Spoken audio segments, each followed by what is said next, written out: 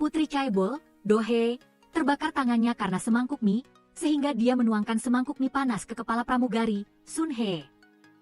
Melihat pramugari yang menyedihkan, dia tertawa gila tanpa henti. Begitu pesawat mendarat, dia dibawa pergi oleh polisi, dan sebelum pergi dia masih memaki pramugari. Saat itu, video nona muda kaya yang melecehkan pramugari diunggah ke internet, dan langsung menjadi trending topik teratas. Nona muda yang diekstradisi kembali ke negaranya dikelilingi oleh wartawan yang bertanya bertubi-tubi. Dia dengan gila-gilaan menabrakkan kepalanya ke seorang wartawan, bahkan ketika menghadapi jaksa yang menginterogasi, dia tetap sombong, menumpahkan segelas air untuk menunjukkan ketidakpuasannya. Karena dia adalah putri dari maskapai penerbangan terkenal, dan lukisan yang dia sukai sebelumnya telah dibeli oleh orang lain, dia menampar manajer itu berturut-turut. Saat suasana hatinya sedang buruk, dia melampiaskan amarahnya kepada suaminya, yang merupakan menantu yang tinggal di rumah istrinya, Chu Jae-bin. Dia hanya berani marah tetapi tidak berani berbicara. Insiden kali ini menyebabkan kemarahan seluruh rakyat, ribuan orang menandatangani petisi menolak naik pesawat maskapai ini. Ini menyebabkan harga saham perusahaan anjlok, dan ayah Chaebol menyalahkan menantu laki-lakinya karena tidak menjaga putrinya dengan baik. Siapa yang bisa memahami kepahitan hati menantu laki-laki itu? Saat ini Kapten Uchin menyarankan agar putra Chaebol, Tezang, datang untuk menyelesaikannya. Presiden mengatakan bahwa putranya adalah seorang pemboros yang tidak berpendidikan, tetapi setelah Uchin membisikkan beberapa patah kata di telinga presiden, dia segera memutuskan untuk pergi menjemput putranya. Keesokan harinya, presiden duduk di pesawat maskapai penerbangannya sendiri yang terbang ke Dubai ketika dia terbangun oleh suara babi. Itu adalah suara seorang pramugari bernama Sun-hye. Ternyata dia menggantikan adik kembarnya yang terluka dan harus dirawat di rumah sakit. Impian kedua saudara perempuan itu sejak kecil adalah menjadi pramugari. Sayangnya ayah mereka, seorang polisi, terluka parah saat berpatroli untuk menyelamatkan orang karena tidak ada saksi. Dia difitnah dan diberhentikan dari jabatannya. Sejak saat itu keluarga itu hidup berpindah-pindah. Hal ini juga membentuk karakter egois sang adik, Do-hye.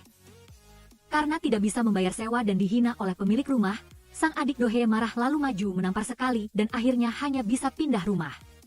Saat ini Do-hye bertekad untuk keluar dari keluarga miskin ini. Kedua saudara perempuan itu sama-sama diterima di universitas. Sang ibu yang miskin tidak bisa membiayai kuliah keduanya. Sang kakak, Sun-hye, yang memiliki prestasi lebih baik menyerahkan kesempatan itu kepada Do-hye, namun sang adik sama sekali tidak menghargainya. Jangan berpura-pura baik hati, hanya dengan melihatmu aku teringat ayah, itu membuatku sangat tidak nyaman. Sejak itu Sun-hye bekerja keras untuk mendapatkan uang kuliah bagi adiknya. Do-hye juga berhasil menjadi pramugari di maskapai penerbangan terkenal. Namun, dia semakin membenci ibu dan kakaknya, bahkan ketika bertemu kakaknya dia berpura-pura tidak mengenalnya. Dia bahkan meninggalkan rumah dan memutuskan hubungan dengan keluarganya. Sejak itu kedua saudara perempuan itu menjalani kehidupan yang berbeda. Sang kakak, Sun-hye, di tempat kerja bertemu dengan pasangannya yang jujur. Keduanya juga berhasil menikah, Sun-hye menjadi istri dan ibu yang baik. Sementara itu, sang adik, Do-hye, seperti yang diinginkan, menjadi perwakilan pramugari maskapai penerbangan. Hari itu Do-hye seperti biasa menendang pergi penguntit yang mengikutinya selama 3 bulan. Ketika dia, Do-hye, kembali ke rumah, dia menemukan ada air di gelas, dan tiba-tiba semua lampu di rumah padam. Sesosok bayangan melangkah keluar dari kegelapan membuat Do-hye ketakutan dan panik. Di sisi lain bel pintu rumah Sun-hye berbunyi. Ketika pintu dibuka, ternyata itu adalah adiknya, Do-hye.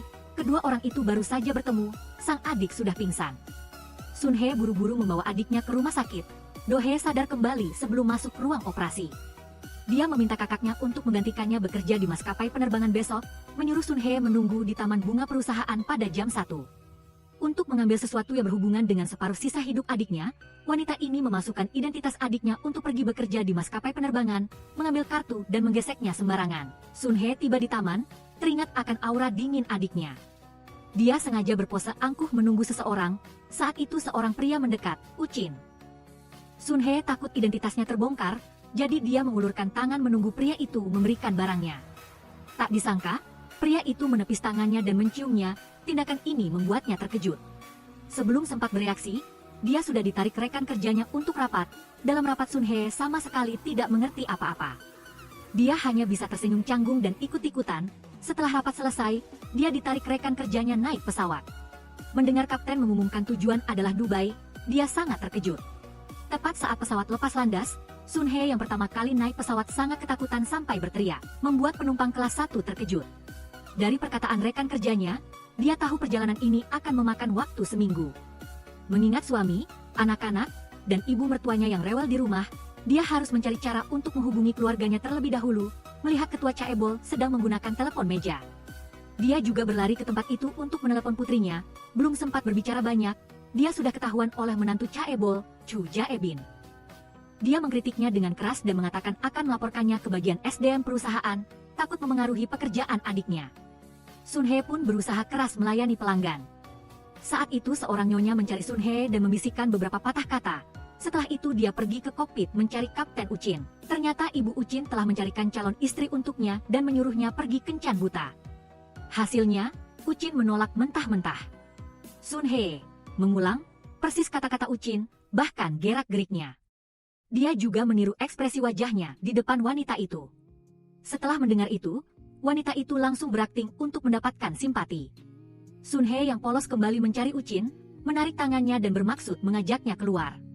Hal ini membuat Uchin terkejut, dia terkenal tidak dekat dengan wanita. Saat dia berusaha melepaskan diri dari Sun Hye, pesawat mengalami turbulensi dan berguncang. Saat berguncang, kedua orang itu berpelukan berkali-kali. Hal ini membuat pria tua yang belum pernah berhubungan dengan wanita, di dalam hatinya timbul perasaan yang sulit diungkapkan. Saat kembali ke tempat duduk, masih ada sisa-sisa perasaan itu. Sementara itu, Sun Hye menemukan ada satu penumpang yang hilang di kursi. Dia segera pergi ke toilet untuk mencari. Benar saja, dia menemukan ketua di dalamnya, baru saja akan membawanya keluar, pesawat tiba-tiba berguncang hebat. Sun Hye menggunakan tubuhnya untuk melindungi ketua yang jatuh, sementara dia sendiri terbentur dan pusing sesaat setelah sadar. Dia membantu ketua kembali ke tempat duduknya. Saat itu kepala pramugari datang meminta maaf kepada ketua. Ketua menyatakan pengakuannya atas perilaku berdedikasi Sun Hye dan menyuruh orang untuk merawat Sun Hye yang terluka. Sun Hye melihat semua orang memandangnya, segera sadar dan memulai penampilannya. Belum selesai berbicara dia melihat dua aliran darah keluar dari hidungnya dan pingsan. Di sisi lain, Uchin mendengar Sun Hye pingsan jadi dia datang ke ruang istirahat untuk mengunjunginya, melihat wanita ini memeluk dan menggendongnya. Dia mendekat dan mengamatinya seperti melihat monster. Tepat saat ini, Sun Hye tiba-tiba membuka matanya dan duduk, hasilnya adalah ciuman pertama yang Uchin jaga selama 35 tahun. Begitu saja dicuri dengan konyol oleh Sun Hye, membuat pria itu ketakutan dan melarikan diri. Wanita itu karena jasanya menyelamatkan ketua, diizinkan kembali ke negaranya untuk beristirahat, dia dengan gembira melarikan diri dan menari-nari dengan gila. Hasilnya terlihat oleh Uchin melalui kamera pengawas. Memikirkan keperawanan yang telah dijaganya selama 35 tahun direnggut oleh orang seperti ini, dia menyesal menampar dirinya sendiri dan berkata bahwa ini hanyalah mimpi. Setelah turun dari pesawat, Sun Hye segera memberitahu putrinya bahwa dia baik-baik saja. Saat itu, putra konglomerat, Tezang, sedang berada di pesawat dalam perjalanan pulang. Dia sangat senang karena akan segera mengganggu ayahnya. Tiba-tiba, seseorang di belakang memukul lehernya dengan keras. Itu adalah ketua yang telah mengetahui rencana putranya dan datang untuk menjemputnya. Dia mengusir putranya ke kelas ekonomi untuk merasakan kehidupan, dan dia menangis memanggil ibunya. Kemudian dia melihat Sun Hye yang cantik, dan langsung mengaktifkan mode merayu wanita. Dia memulai percakapan dengan gaya tampan, tak disangka sedang minum air. Tiba-tiba ayahnya muncul dan membuatnya hampir tersedak. Di sisi lain, ibu mertua Sun Hye melihat Sun Hye tidak pulang semalaman, mulutnya penuh celaan bahwa menantunya tidak bertanggung jawab, melihat menantunya tidak peduli. Dia marah mengangkat tangan untuk menampar, melihat warna rambut menantunya. Dia sangat marah sehingga tidak tahan, segera berlari mencari informasi untuk berdebat, di depan semua orang mengatakan bahwa menantunya tidak pulang semalaman. Pasti ada orang di luar, ibu Sun Hye melihat reputasi putrinya hancur. Tidak bisa menahan lagi, dia menjambak rambut ibu mertua Sun Hye dan bertengkar. Sun Hye setelah turun dari pesawat segera pulang, baru masuk rumah sudah dijatuhkan oleh ibu mertuanya dengan jurus berbahaya, memaksanya berlutut dan mengaku kemana dia pergi. Sun Hye terpaksa berbohong bahwa investor telah melarikan diri dengan uang, jadi dia pergi menagih utang. Ibu mertua tentu saja tidak percaya, menarik anaknya ke samping. Mengatakan bahwa Sun Hye setelah menikah tidak pernah memakai riasan, melihat penampilannya ini. Pasti ada masalah di luar, di malam hari telepon adiknya berdering, mendengar pria di dalamnya. Mengatakan ini membuat masalah untuk adiknya, Sun Hye menutup telepon, memikirkan luka adiknya. Dia curiga dia adalah pelakunya. Keesokan harinya setelah Sun Hye dan ibunya mengunjungi adiknya. Ketika mereka tiba di tempat tinggal adiknya, mereka menemukan seluruh rumah telah dibersihkan. Saat itu rekan kerja meneleponnya mengatakan bahwa telah memindahkan semua barang ke rumah Uchin. Ternyata Ibu Uchin, demi masalah besar seumur hidup putranya, telah menyewakan semua kamar kosong di villa dengan harga murah. Untuk para pramugari lajang, ketua bahkan menyuruh putranya, Tezang, datang agar Uchin mendidiknya. Awalnya dia tidak mau. Tetapi ketika Tezang melihat Sun He, dia langsung bersyukur kepada Tuhan, mendengar bahwa Do He adalah ratu klub malam. Maka dia menghias ruang tamu Uchin menjadi pesta klub malam, musik, anggur enak, alat peraga permainan, semuanya ada. Dia mengundang Sun He untuk bergabung dengan pesta tetapi dia dimarahi habis-habisan. Tezang menganggap dirinya seorang playboy. Dia pikir dia, Sun He, pura-pura menolak untuk dikejar. Gadis sialan itu benar-benar manis. Namun Uchin yang terbiasa hidup sendirian tidak tahan. Dia menyalakan sistem keamanan, menyambungkan listrik langsung, dan meminta mereka semua untuk pindah keluar. Sun He meniru kekejaman adiknya, langsung membalas membuat Uchin terdiam, seluruh aula langsung bersorak. Sun He teringat terakhir kali dia salah dikenali sebagai adiknya, lalu diancam dari belakang. Dia mendengar adiknya mengatakan itu adalah salah satu mantan pacarnya. Dia membuka ponsel adiknya dan menemukan ada 800 nomor telepon pria. Dia pun mengirim pesan massal, menyuruh mereka datang ke depan rumah untuk mengambil apa yang mereka inginkan. Hasilnya, muncul beberapa pria besar yang saling berebut dan cemburu. Identitasnya sebagai ratu penakluk pria juga terungkap di mata semua orang. Putri konglomerat itu diajari cara bersosialisasi oleh teman satu selnya. Serangkaian tamparan bertubi-tubi membuat orang puas, hal anehnya adalah dia tidak marah malah tertawa. Perusahaan juga mengumumkan pencopotan semua jabatan putri konglomerat itu dan tidak akan memberikan dukungan apapun kepadanya. Tidak lama kemudian berita memberitakan bahwa putri konglomerat itu dipukuli tetapi tidak mengajukan tuntutan. Tetapi begitu sampai di rumah, dia kembali ke wujud aslinya. Ternyata semuanya adalah trik yang diatur oleh suaminya. Karena adiknya masih koma, Sun He terpaksa mengajukan cuti panjang. Tetapi diberitahu akan kehilangan kesempatan promosi, jadi dia menyerah. Saat ini dia menerima tugas terbang 2 hari 1 malam untuk menyembunyikan dari keluarganya. Dia membeli 2 tiket wisata pemandian air panas untuk membawa suami dan ibu mertuanya ke tempat lain, tetapi ibu mertuanya percaya bahwa Sun He pasti menyembunyikan sesuatu, jadi dia hanya setuju di permukaan. Keesokan harinya setelah mengantar putrinya ke bus sekolah, Sun He pergi ke apartemen sewa bersama.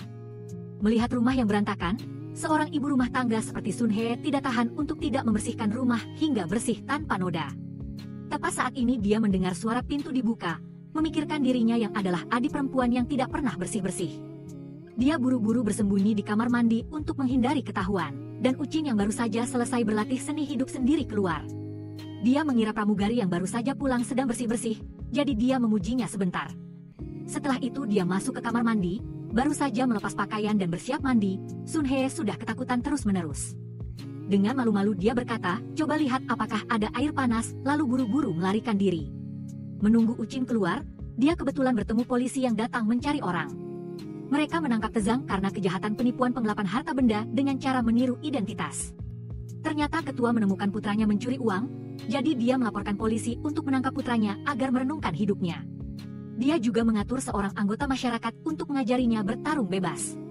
Setelah dibebaskan dengan jaminan oleh ayahnya, dia dengan jujur mengatakan akan menjadi anak yang patuh kepada ayahnya. Di sisi ini, Sun He mendengar rekan kerjanya mengatakan bahwa adiknya menyukai Uchin, dan juga melihat video adiknya diam-diam merekam Uchin di ponsel. Mengingat hal-hal tak terduga yang terjadi pada Uchin selama ini, agar Uchin melihat sekelompok pengawal mengelilinginya. Sun He merasa telah merusak citra adiknya. Setelah tiba di lokasi, para pramugari semua mengatakan ingin pergi ke klub malam untuk bersenang-senang. Tapi Sun He ingin pergi menikmati teh yang diselenggarakan oleh perusahaan. Kebetulan, Uchin, yang tidak dekat dengan wanita, juga ikut. Pembuat teh mengira mereka berdua adalah sepasang kekasih. Dia menyuruh mereka mencicipi teh satu sama lain dan memberkati mereka lalu pergi. Saat itu ponsel Uchin berdering, ibunya menelepon menanyakan apakah dia menyukai pramugari manapun. Dia kaget sampai menumpahkan teh ke tubuhnya. Sun He segera membantunya membersihkan. Tapi Uchin mengira dia sedang menggodanya. Dia meraih tangan Sun He dan menolak dengan tegas. Tepat saat itu, ibu mertua Sun He melakukan panggilan video. Dalam kepanikan, dia tidak sengaja menerima panggilan. Dia dan adik iparnya melihat Uchin menari di belakang. Adik iparnya melihat mereka berdua memakai jubah mandi, buru-buru mengambil tangkapan layar untuk disimpan. Suami yang tidak berguna itu sudah menikah 7 tahun, sepanjang hari hanya bermalas-malasan, tidak pernah bekerja sehari pun.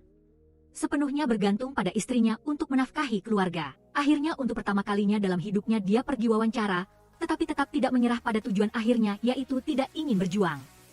Sesampainya di rumah, dia diberitahu oleh ibu dan adiknya bahwa istrinya ada masalah. Dia langsung menangis seperti anak kecil. Di sisi lain Sun Hye duduk di penerbangan pulang. Ketika membawakan kopi untuk Uchin, dia dipanggil untuk menangani situasi darurat. Ternyata ada seorang kakek yang mabuk udara dan muntah, bau yang tidak menyenangkan membuat orang-orang di sekitarnya cepat menjauh. Seharusnya Sun Hye menugaskan pramugari lain untuk menangani, tetapi dia sendiri yang turun tangan. Membuat Uchin dan orang-orang di sekitarnya yang mengikutinya merasa tidak percaya. Ketika turun dari pesawat, dia juga dengan hati-hati membantu kakek itu mengganti sepatunya, tepat saat Uchin melihatnya. Dalam hatinya, dia telah mengubah pandangannya tentang sifat dingin dan sombongnya yang biasa. Sun Hye pergi ke tempat parkir untuk menemui orang misterius yang telah membuat janji. Tetapi dia dipeluk erat dari belakang oleh seorang pria tua. Sun Hye menggunakan serangan balik untuk mengendalikan pria itu. Ternyata itu adalah atasan perusahaan yang mengejarnya. Akibatnya, kejadian ini membuat orang misterius itu panik dan melarikan diri. Sun Hye mengejar ke dalam mobil dan bergulat dengannya. Tetapi dia ditendang keluar dari mobil oleh pria itu. Dalam keadaan darurat, dia merebut kamera dashboard. Sesampainya di apartemen, dia menerima telepon dari putrinya, mengetahui ada masalah besar di rumah, jadi dia menyuruhnya pulang. Akibatnya, dia malah diinterogasi bergantian oleh ibu mertua dan adik iparnya, mempertanyakan mengapa dia bersama pria lain di tengah malam. Dia terpaksa menjelaskan bahwa pemilik rumah tempat dia bekerja sebagai pengasuh sedang mengawasi pekerjaannya. Meskipun banyak celah, ibu mertua memilih untuk mempercayainya, menyuruhnya masuk kamar untuk menjelaskan dengan jelas kepada putranya. Suami yang buruk itu, Chu Jae-bin, segera mengaktifkan mode aktor, air mata dan ingus bercucuran untuk mencari simpati. Sun Hye tetap kalah di bawah aktingnya. Adik ipar mengambil kesempatan untuk menginstal perangkat lunak pelacak di ponsel Sun Hye. Keesokan harinya, Tezang, yang baru saja dibebaskan dengan jaminan, diputuskan sumber keuangannya oleh ayahnya. Dia berjalan pulang dari kantor polisi dengan tubuh yang hancur, namun para pramugari mengira dia adalah penipu yang ingin mengusirnya dari rumah. Sun Hye, yang berhati penuh kasih sayang, segera berubah menjadi mode penyihir, memarahi kekejaman rekan-rekannya dan memerintahkan Tezang untuk tetap tinggal. Rekan-rekannya merasa bingung dengan tindakannya membantu orang lain. Kapan penyihir dingin juga membantu orang lain? Tezang mencari Sun Hye untuk menyatakan rasa terima kasihnya, melihat dia sedang memutar rekaman video, dia pun membantu mencari nomor telepon di mobil. Setelah itu Sun Hye menelepon untuk memperingatkan orang misterius itu, tetapi panggilannya ditutup. Sun Hye baru saja keluar sambil menelepon polisi. Belum sempat berbicara 2 kalimat, dia sudah ditarik dan dikuasai oleh orang misterius itu. Tepat pada saat itu, Song Woo-jin, yang baru saja selesai berlari, melihatnya. Dia mengira mereka berdua sedang membagikan makanan anjing di pagi hari, tetapi setelah mendekat, dia menyadari Sun Hye sedang disandera. Setelah Song Woo-jin berteriak untuk menghentikannya, pria itu ingin membalas. Song Woo-jin menjatuhkannya dengan sekali pukulan ke bahu. Setelah menyerahkan pria itu ke kantor polisi, Sun Hye mengira masalah yang menyakiti adik perempuannya sudah berakhir. Tak disangka, seorang pemimpin senior dari perusahaan datang ke kantor polisi, menjelaskan bahwa pria misterius itu adalah karyawan internal maskapai penerbangan. Itu hanyalah kesalahpahaman akibat pertengkaran, dan dia menarik Sun Hye ke samping untuk berbicara, mengatakan bahwa dia akan memberikan bagian uangnya padanya. Jika masalahnya menjadi besar, mereka akan mati bersama. Sun Hye yang bingung masih belum memahami situasinya. Ketika dia kembali ke kamar di rumah, dia menemukan sebuah koper tambahan di tempat tidur. Dia membukanya dan melihat isinya penuh uang. Wanita yang berpakaian rapi untuk tidur menerima pesan, dan meskipun saat itu jam 3 pagi, dia harus berdandan untuk berkencan. Du-hye yang baru masuk kerja tidak diperhatikan oleh rekan-rekannya, hanya bisa menggunakan cara untuk memahami dinamika terbaru dari pimpinan, menciptakan kesulitan untuk membantu pimpinan menyelesaikannya. Sejak saat itu, dia naik pangkat dengan cepat dalam karirnya, dan sebagai gantinya menjadi antek nona muda.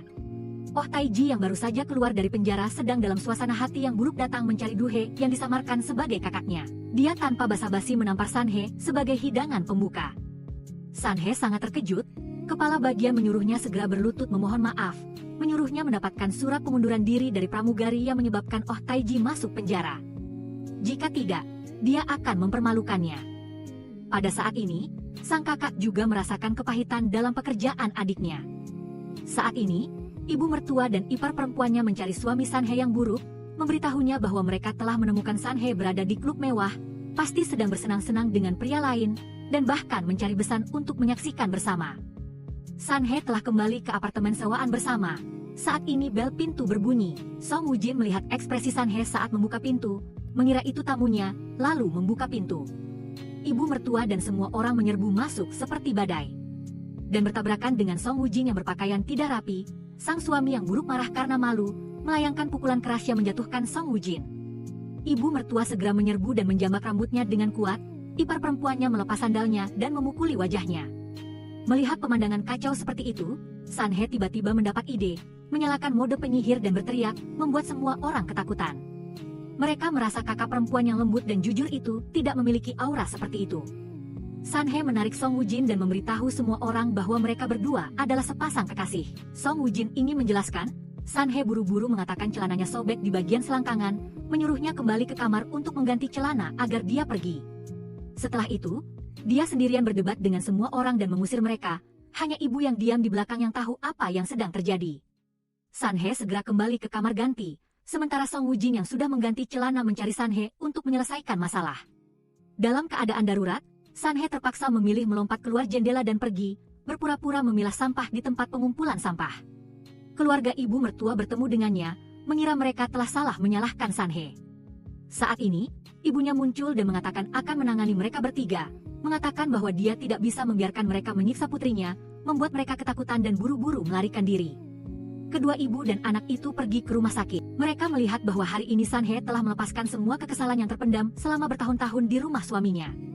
Dengan berpura-pura menjadi adiknya, ibunya menyatakan dukungannya agar putrinya terus maju, meraih kemenangan.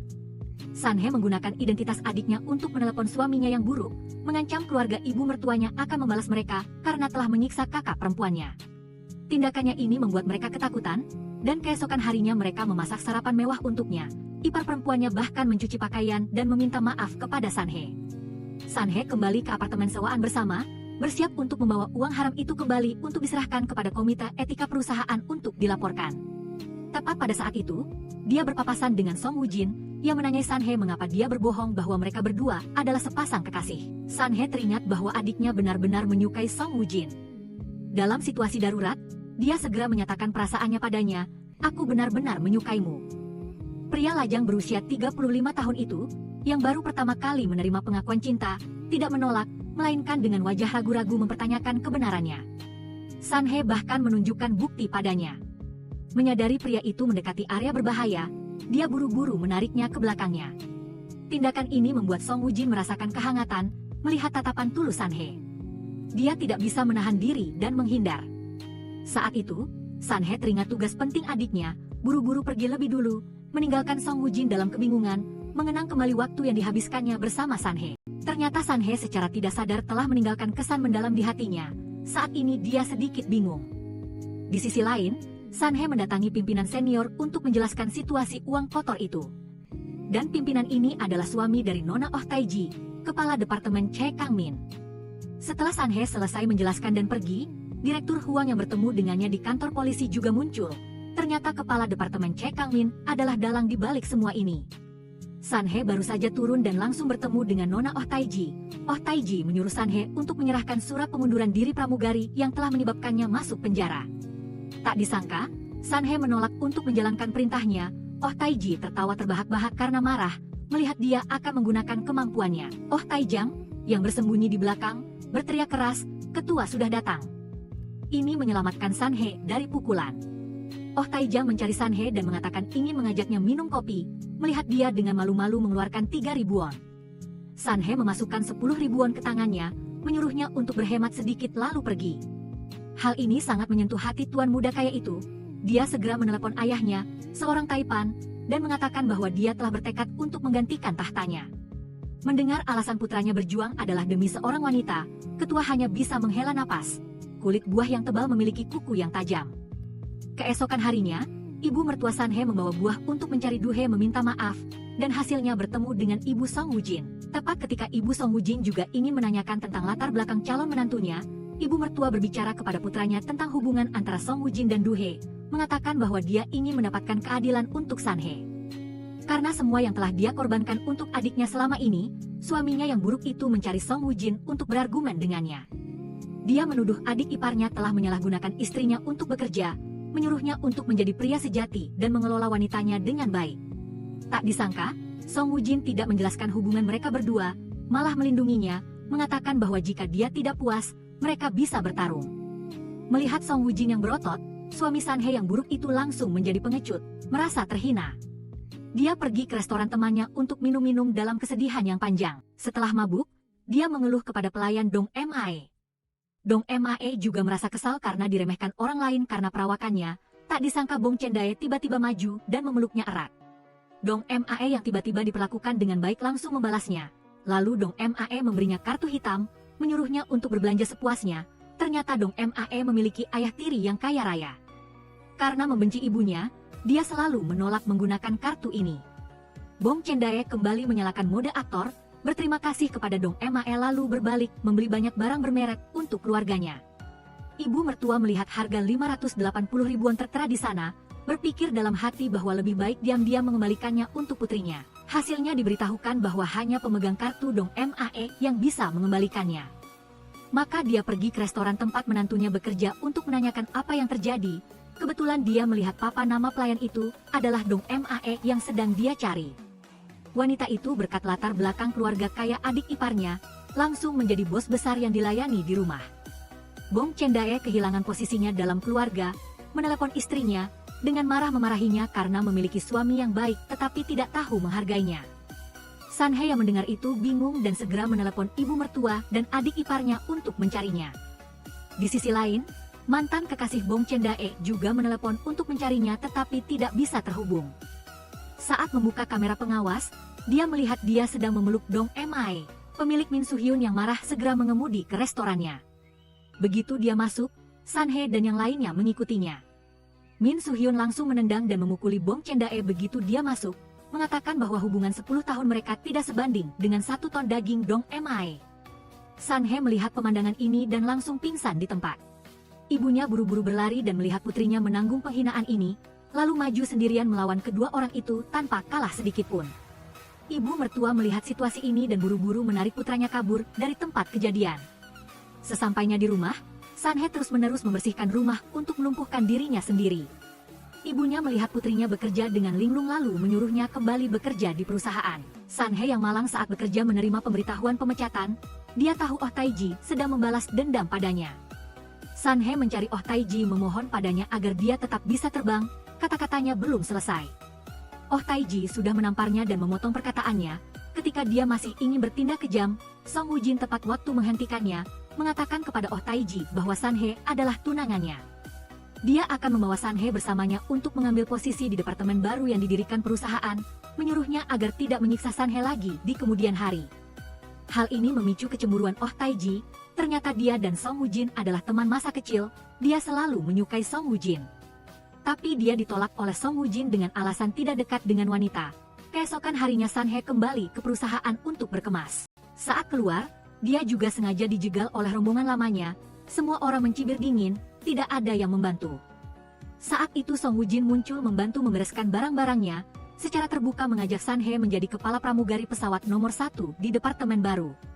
Setelah itu dia membawanya ke atap, yaitu tempat Sanhe pernah menyatakan perasaannya padanya sebelumnya. Selama waktu ini, Song Woo-jin telah memahami pemikirannya yang sebenarnya, dia menyatakan perasaannya kepada Sanhe, mengungkapkan perasaannya. Saat berjalan di jalan, Sanhe melihat ke cermin dan bertekad untuk mengubah dirinya, dia harus belajar ketangguhan adiknya, tidak lagi lemah. Melihat dirinya telah berubah sepenuhnya, dia mencari mandor yang sebelumnya menipunya. Sikap dominan Sanhe membuatnya sangat ketakutan, melihat Sanhe benar-benar ingin melapor polisi, dia buru-buru mengembalikan uang kepadanya. Malam itu Sanhe tidak bisa tidur di apartemen sewaan bersama, mengingat kejadian malam itu membuatnya marah sampai menggertakkan gigi. Dia mengambil pisau dapur untuk diasah, Song Woo-jin mendengar suara aneh dan keluar dan melihat pemandangan menakutkan ini. Setelah ketahuan, dia kembali mengatakan sedang berolahraga. Keesokan harinya Song Woo-jin mengajaknya makan, Ternyata dia berpikir bahwa Sanhe marah mengasah pisau tadi malam karena dia belum melakukan tindakan pengejaran yang sebenarnya setelah menyatakan perasaannya. Jadi dia sengaja mengajak Sanhe berkencan untuk meminta maaf. Sanhe melihat gelas anggur emas itu. Tatapannya sedikit bingung, lalu teringat adegan suaminya yang jahat dan Dong Emae minum anggur di pesta pora.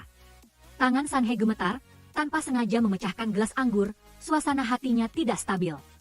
Dengan alasan ada pekerjaan yang harus dia selesaikan, dia pergi lebih dulu. Song Wujin buru-buru mengejar. Tapi dia dihentikan oleh teman sekamar Sanhe yang licik, mengatakan kepada Song Wujin bahwa perilaku aneh Sanhe baru-baru ini disebabkan oleh amnesia akibat alkohol. Ternyata teman sekamarnya, Jo Jae-bin, telah diam-diam bekerja di luar perusahaan untuk mendapatkan uang tambahan, dan ketahuan oleh kepala departemen Che Kang-min. Jadi dia mengancamnya untuk mengusir Sanhe. Keesokan harinya saat sedang latihan syuting iklan, menemukan Sanhe diam-diam berlatih membuka dan menutup pintu darurat melalui video. Song Wujin melihat dia bahkan melupakan keterampilan dasar profesi, semakin yakin dia menderita amnesia akibat alkohol. Saat syuting resmi, Sanhe masih tidak bisa membuka pintu darurat, Song Wujin takut dia akan ketahuan sehingga meminta istirahat. Dia diam-diam memegang tangannya dan membimbingnya sekali, sentuhan akrab keduanya membuat Sanhe merasa sedikit aneh di hatinya. Setelah kembali ke rumah, Song Wujin juga secara khusus menyiapkan makanan penambah otak untuknya, dan berpura-pura bermain game dengan Sanhe untuk membantunya melatih otaknya. Keterampilan bermain game Sanhe yang luar biasa, disalahpahami oleh Song Wujin bahwa dia telah lama meneliti pencegahan amnesia. Pada hari ketiga, Sanhe menerima pemberitahuan pemeriksaan kesehatan, tetapi hanya dia sendiri yang pergi ke pemeriksaan di seluruh perusahaan. Meskipun tidak jelas apa yang terjadi, dia tetap menyelesaikan pemeriksaan kesehatan. Di sisi lain, Oh Taiji berpura-pura melakukan amal untuk mengembalikan citranya.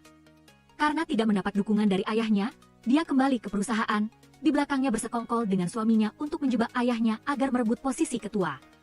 Mereka memasukkan bahwa ketua menggunakan dana rahasia untuk mendukung proyek pesawat nomor 1 yang sedang diselidiki. Menantu laki-laki itu juga berpura-pura perlahan-lahan menyarankan ketua untuk mengungsi ke luar negeri sebelum ketua pergi.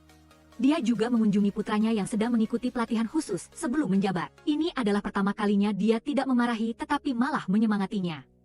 Dia juga mencari Song Wujin dan memintanya untuk menjaga kedua saudari itu dengan baik saat dia tidak ada. Song Wujin menerima telepon dari Oh Taiji karena masalah ayahnya. Dia pura-pura sedih mengajaknya bertemu, sengaja merayu Song Wujin. Sementara itu kepala departemen Che Kang-min di luar layar pengawasan, melihat pemandangan ini dan tertawa genit. Keesokan harinya perusahaan segera mengadakan rapat dewan direksi. Pasangan suami istri itu telah menempatkan orang-orang mereka sendiri sejak lama, berhasil terpilih sebagai ketua dan wakil ketua. Jo Jae-bin menyamar sebagai Sanhe pergi ke rumah sakit untuk mengambil laporan pemeriksaan, sayangnya dia bertemu langsung dengan Sanhe. Ternyata orang yang membantu Sanhe mendaftar pemeriksaan kesehatan adalah Jo Jae-bin. Saat itu baru diketahui bahwa dia selalu ingin mengusir Duhe untuk menggantikan Duhe sebagai perwakilan perusahaan. Ketika Sanhe kembali ke perusahaan mencari laporan pemeriksaan kesehatan adiknya sebelumnya, Oh Taiji dengan gaya pemenang mendatanginya memperingatkan dia untuk menjauhi Song Wujin. Dia juga mengatakan akan menghancurkan proyek pesawat nomor 1.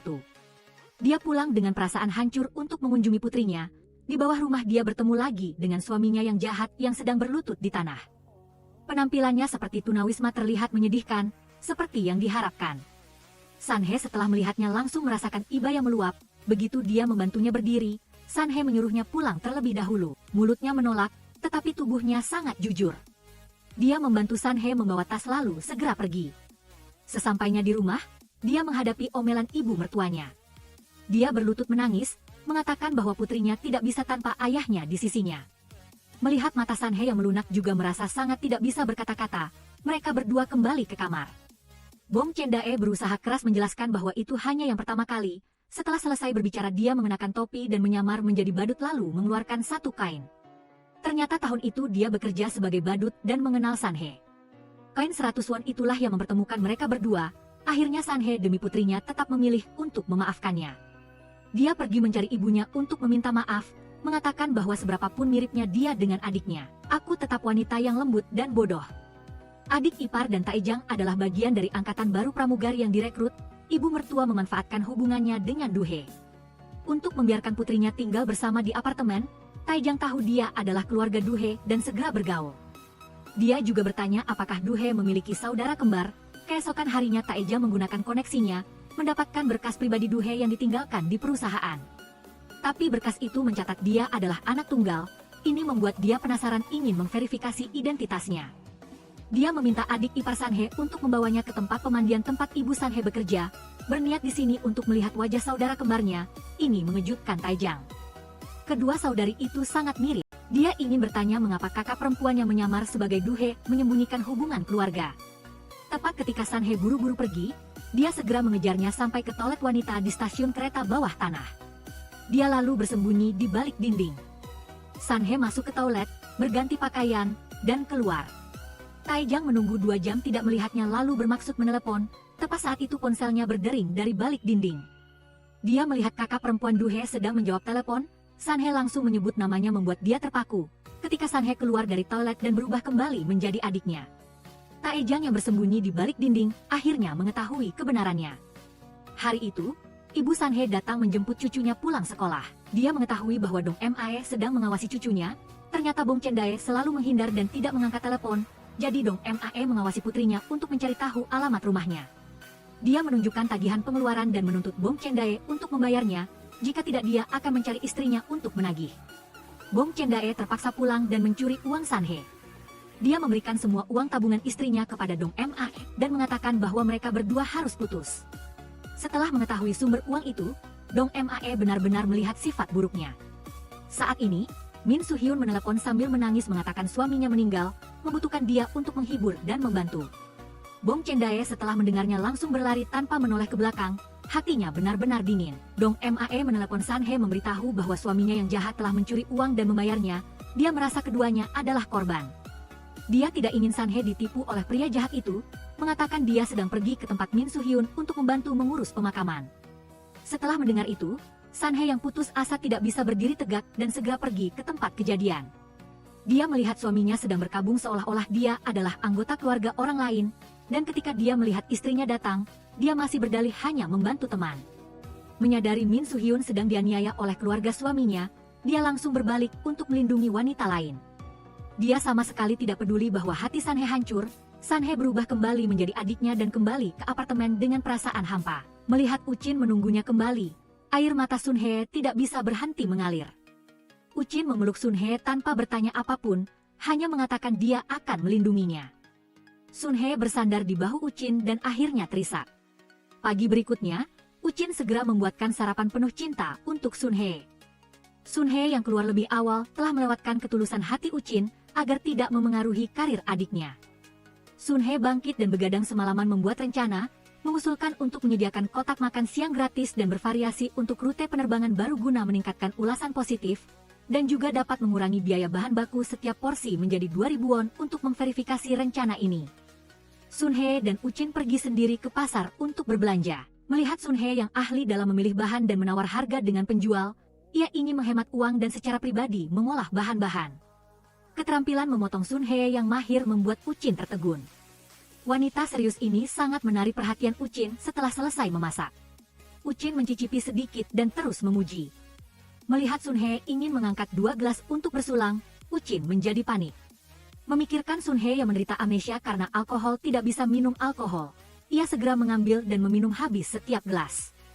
Sun He mengira ia suka minum alkohol, lalu memanggilnya untuk menampilkan pertunjukan menuang alkohol untuknya. Uchin yang tidak pandai minum, tetap menghabiskan gelas karena tidak pandai minum.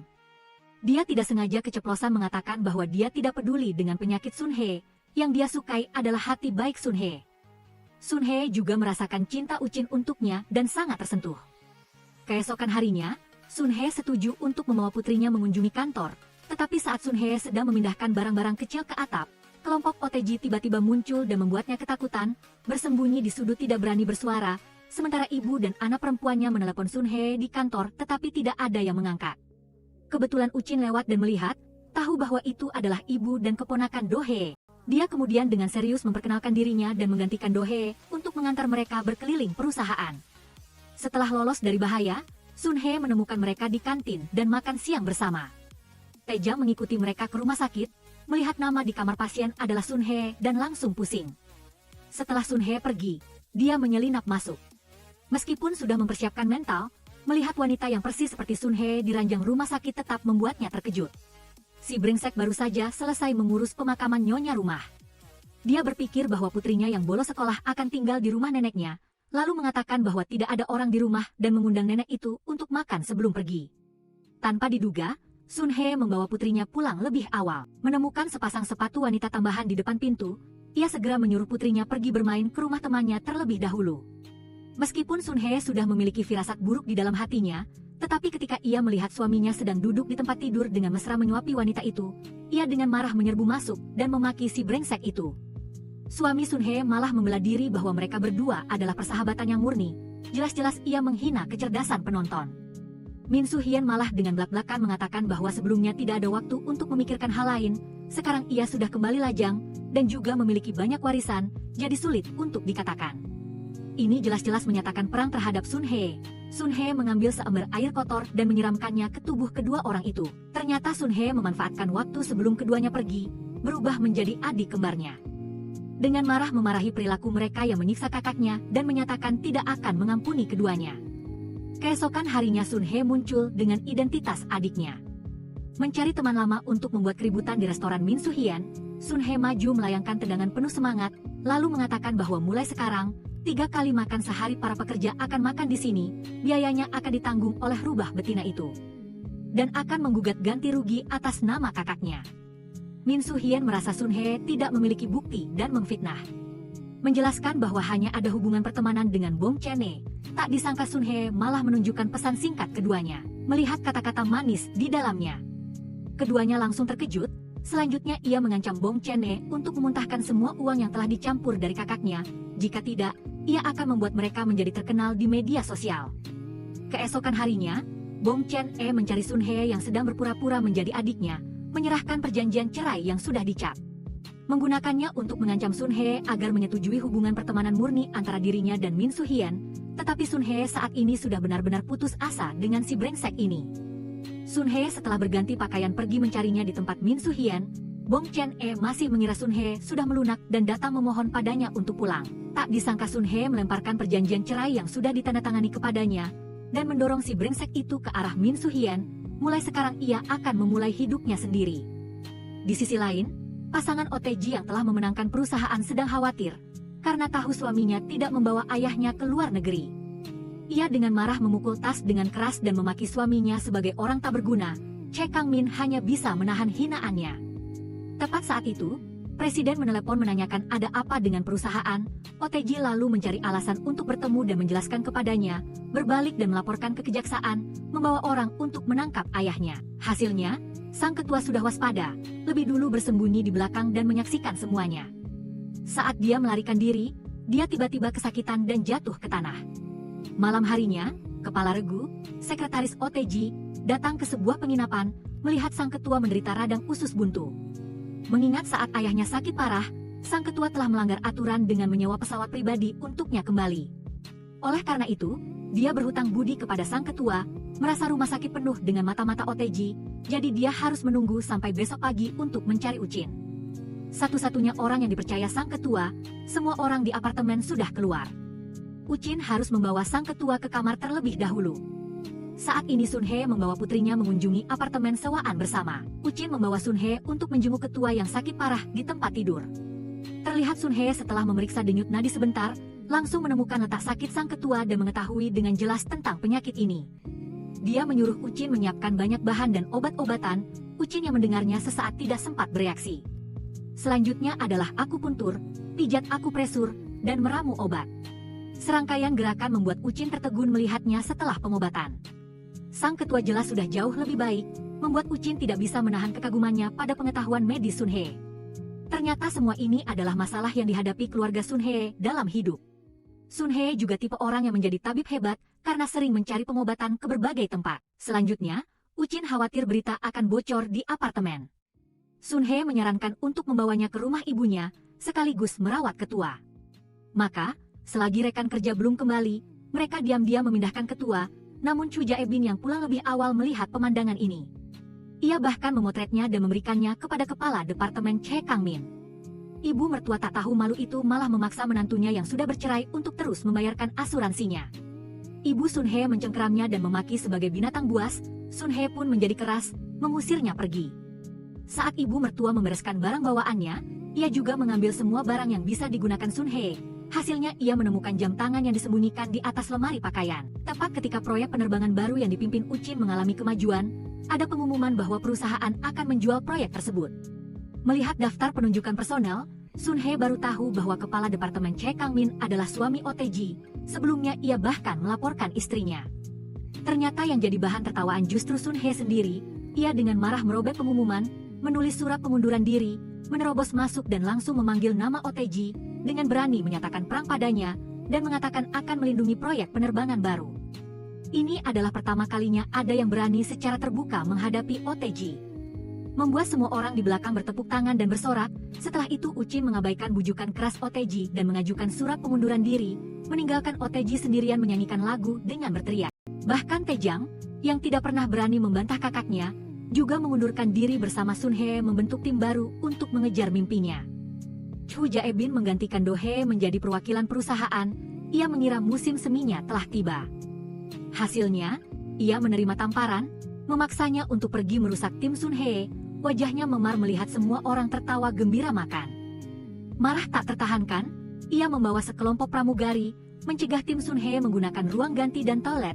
Kepala Departemen Che Kang-min bahkan meminta mereka untuk pindah dari perusahaan dalam waktu 1 bulan. Dia juga menemukan perbedaan antara laporan pemeriksaan kesehatan Sun Hye dan yang sebelumnya, dan hasilnya menunjukkan bahwa ada seseorang yang sangat mirip dengan mereka berdua telah melakukan pemeriksaan kesehatan pengganti di sisi lain.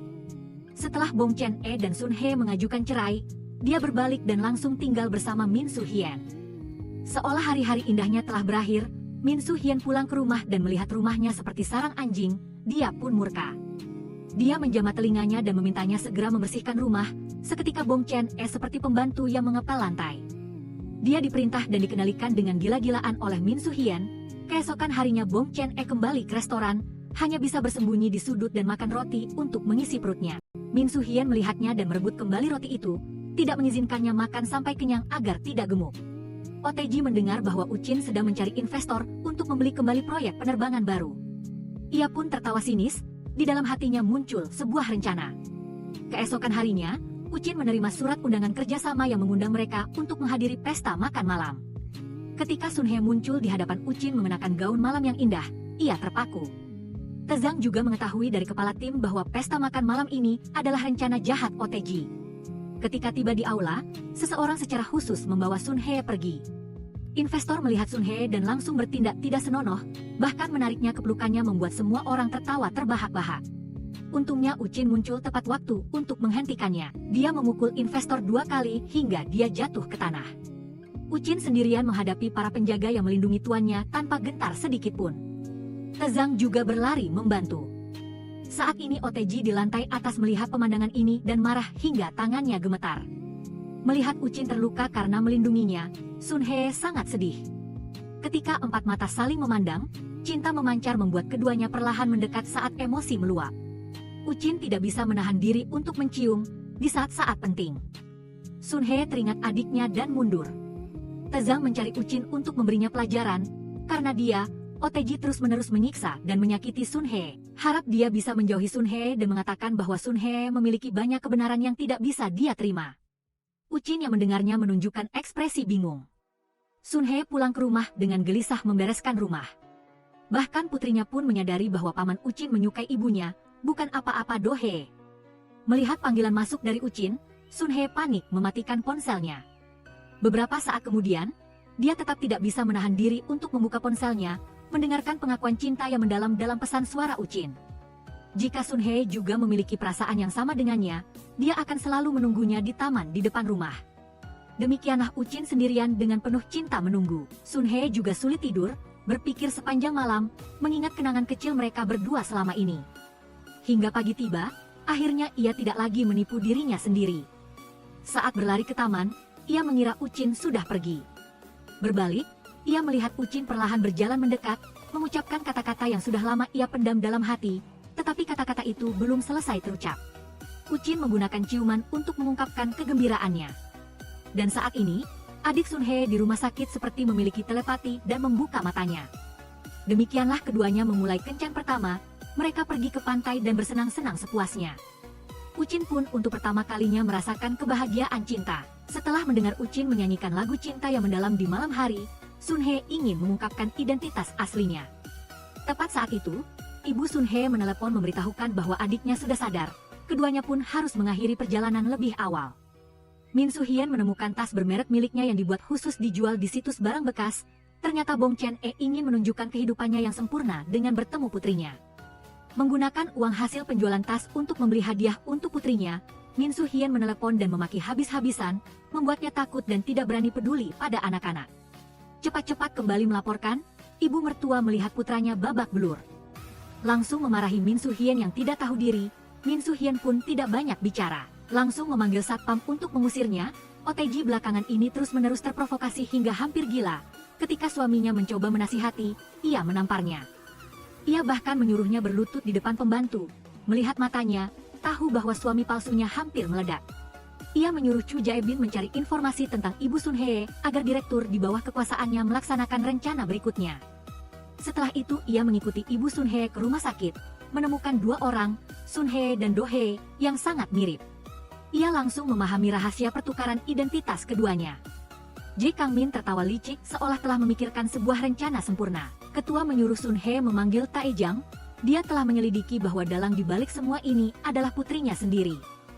Dia berharap putranya dapat menjalankan proyek penerbangan baru secara transparan untuk membuktikan integritasnya. Taejang mencari pramugari yang sebelumnya disiram air oleh OTG, menyuruhnya membuktikan bahwa permintaan maaf OTG hanyalah sandiwara, dan bahkan ingin memecatnya. Sun He yang tidak takut pada kekuasaan melindunginya, menyinggung OTG. Berita itu segera menyebar luas, dan Sun He juga dijuluki pramugari malaikat oleh warganet. Telepon untuk investasi pada proyek mereka terus berdering. Ucin juga menerima telepon dari investor terkenal di daerah itu. Malam harinya ia mengajak Sun He keluar dan memberinya sepasang cincin peninggalan ibu kandungnya. Sun He berpikir apakah cincin itu untuknya atau untuk adiknya. Ia merasa sulit menolak sehingga beralasan tidak nyaman karena pekerjaan. Cincin itu lalu ia kalungkan di lehernya. Setelah Ucin mengunjungi ketua, saat mengantar putri Sun He pulang, ia berpapasan dengan Sun He yang sedang memilah sampah. Keduanya langsung terkejut. Ia buru-buru menjelaskan bahwa ia adalah kakak kembar Do He yang baru saja lewat. Namun, perubahan peran membuat putrinya yang polos tidak bisa membedakan. Sun He bahkan tidak sengaja berbicara dengan suara adiknya. Untungnya putrinya yang cerdas segera mengalihkan perhatian dengan hadiah. Semua orang mulai bersiap untuk penerbangan percobaan pertama. Do He juga mulai berusaha keras untuk rehabilitasi. Namun, setelah mengetahui kakaknya telah mengundurkan diri dari maskapai, ia sangat marah dan bahkan berhadapan dengan OTG. Menghancurkan hasil 10 tahun kesabarannya, Do He buru-buru bertanya kepada kakaknya apakah uang yang dipesannya sudah diambil. Sun He buru-buru kembali mengambilnya, hasilnya menemukan uang itu sudah raib. Putrinya langsung menganalisis bahwa hanya ibu mertua Sun He yang mengambilnya. Sun He memanggil Bong Chen E untuk bersama-sama mencari ibu mertuanya, tetapi wanita itu tetap bersikeras tidak mengakuinya. Sun He masuk ke kamar dan mengobrak-abrik segala sesuatu untuk mencari, akhirnya menemukan uang itu di bawah kasur. Ibu mertua yang dimarahi pun tidak bisa berkata-kata. Adik perempuannya mendapatkan kembali 100 juta dan masih mengeluh uangnya terlalu sedikit, menyuruh kakaknya pergi mengancam Direktur Huang untuk meminta lebih banyak uang dan memohon pengampunan OTG agar bisa kembali ke perusahaan. Namun Sun He tahu adiknya salah jalan sehingga menolak. Mendengar itu adiknya sangat marah sampai menyanyikan lagu dengan berteriak. Di sisi lain, Ucin mengingat penyebab kematian orang tua kandungnya, yaitu kecelakaan pesawat jatuh yang terjadi pada penerbangan percobaan pertama. Oleh karena itu, ia membawa Sun He ke tempat yang sudah disiapkan, berlutut dengan satu lutut mengeluarkan kalung dan melamarnya. Sun He teringat wajah galak adiknya, tidak berani membuat keputusan, akhirnya meminta waktu untuk berpikir dan menjawab. Misi penerbangan pertama tiba sesuai jadwal, keluarga Sun He dan ketua juga datang mendukung. Tepat pada saat ini, tamu tak diundang itu datang, semua orang tegang menghalangi pandangan OTG. Untungnya Ucin muncul dan mengusir OTG pergi, lolos dari satu masalah. Setelah penerbangan berakhir, Ucin memberi Sun He hadiah kenang-kenangan. Saat ini, Tezang juga mengetahui dari kakaknya bahwa OTG adalah pemegang saham mayoritas di balik proyek penerbangan baru. Situasi ini membuat semua orang tidak siap. Sun He melihat hari pemulihan adiknya sudah dekat. Mengingat adegan dia pernah disiksa oleh OTG sebelumnya, dia memutuskan untuk membuka jalan bagi adiknya sebelum menyerahkan posisinya. Keesokan harinya, dia dan Uchin mengumumkan pembentukan serikat pekerja untuk melindungi kepentingan karyawan. OTG menerima berita itu dan dengan marah mencari Sun He. OTG hendak menggeram ketika dia melihat media sedang merekam, jadi dia menelan amarahnya. Sun He pulang untuk mengambil kalung lamaran Uchin. Ternyata ada USB di dalamnya, dan setelah dibuka, ternyata itu adalah video lamaran yang direkam oleh Uchin setelah menonton pengakuan tulus Uchin. Sun He juga tersentuh hingga meneteskan air mata. Pada saat ini dia juga tidak tahu bagaimana hatinya harus bertindak. Di sisi lain, saat Do He mencoba seragam, ia menemukan surat cinta yang ditulis oleh Uchin di sakunya dan mendengar pengakuan yang ditinggalkan Uchin di telepon sebelumnya. Memikirkan bahwa ini adalah pria yang sangat diinginkannya siang dan malam, hal ini membuatnya segera kehilangan ketenangan. Adik kembarnya tahu bahwa dewa laki-laki melamar kakak perempuannya yang palsu, dan segera meminta kakaknya untuk mengatur kencan antara dia dan dewa laki-laki itu. Sun He juga memberikan permintaan aneh kepada Uchin. Ternyata adiknya baru pulih sehingga hanya bisa keluar dari rumah sakit sementara, dan juga memiliki persyaratan khusus mengenai sinar ultraviolet dan makanan. Uchin merasa aneh tetapi tidak terlalu memikirkannya. Keesokan harinya Sun He membawa adiknya ke lokasi yang telah ditentukan, melihat Uchin menggandeng tangan adiknya. Para perampok kehilangan pangeran. Do He melihat Uchin juga pandai memasak dan mengatakan itu sangat menarik mendengar kata-kata ini. Uchin merasa terkejut, inisiatif Do He membuatnya merasa sedikit tidak biasa tetapi tidak terlalu memikirkannya. Ia juga mengatakan Do He lebih percaya diri dari biasanya. Do He secara proaktif meletakkan tangannya di paha Uchin mengatakan ia setuju dengan lamarannya. Setelah pulang, Sun He menyuruhnya untuk tidak memikirkan kotak uang itu lagi dan hiduplah dengan baik bersama Uchin. Keesokan harinya kedua keluarga sedang membahas pertunangan keduanya. Ibu Uchin mengatakan akan menghormati keinginan Do He untuk menyederhanakan segalanya. Adik perempuannya melirik kakaknya dengan kesal lalu mengatakan bahwa pernikahan hanya sekali seumur hidup. Berharap memiliki kenangan indah, ingin mengadakan upacara megah dan menunjuk desainer terkenal untuk menjahit gaun pengantin. Uchin melihat tatapan komunikasi kedua saudari itu sedikit terkejut saat makan makanan penutup setelah makan. Putri Sun He dan Uchin sedang bermain. Tanpa sengaja menjatuhkan es krim ke bibi bungsu, kemarahan Do He membuat Uchin merasa tidak percaya. Di kamar mandi, ia juga terus memarahi kakaknya karena membiarkan putrinya berhubungan dengan Uchin, lalu menyuruh kakaknya pulang ke perusahaan untuk mengajukan cuti. Setelah cuti selesai, ia akan secara resmi kembali bekerja. Setelah pulang, Sun He membuat makan siang yang mewah untuk rekan-rekan kerjanya. Berterima kasih kepada mereka karena telah merawatnya selama ini, tetapi putrinya menangis mengatakan bahwa Uchin menyukai ibu, mengapa ia menikah dengan bibi bungsu. Sun He juga tidak tahu bagaimana menjelaskannya. Keesokan harinya ketika Sun He menggantikan rekan-rekan kerjanya, mereka semua sangat puas dengan makanan ini. Dalam hatinya ia merasakan banyak emosi dan penuh penyesalan. Setelah mengajukan cuti untuk Uchin, Tezang yang bersembunyi di belakang menyadari sedikit ketidaknormalan. Saat ini, pemimpin tim intelijen melaporkan kepada Tezang bahwa OTG telah mengetahui tempat persembunyian ketua. Tetapi sudah terlambat, OTG dan komplotannya menyerbu rumah ibu Sun He, lalu mengancam ayah untuk mengubah surat wasiat agar meninggalkan seluruh harta kepadanya. Ia tidak dapat mencapai kesepakatan dan segera melaporkan kepada jaksa untuk menangkap orang tersebut. Tezang berlari ke tempat kejadian. Dengan marah memarahi kakaknya yang berhati serigala, ia akan membuat kakaknya membayar.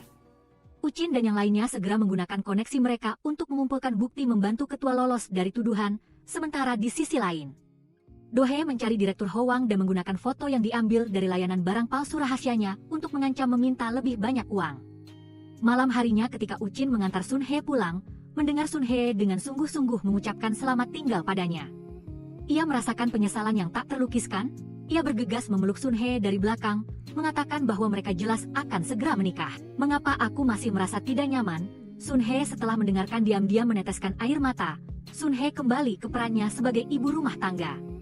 Memikirkan air mata penyesalan Uchin, saat ini Kepala Departemen Che Kangmin mencari Sun He dan langsung memanggil namanya. Ia memutar rekaman suara Do He yang mengancam meminta uang kepadanya, meminta Sun He mengembalikan uang yang telah diterima sebelumnya.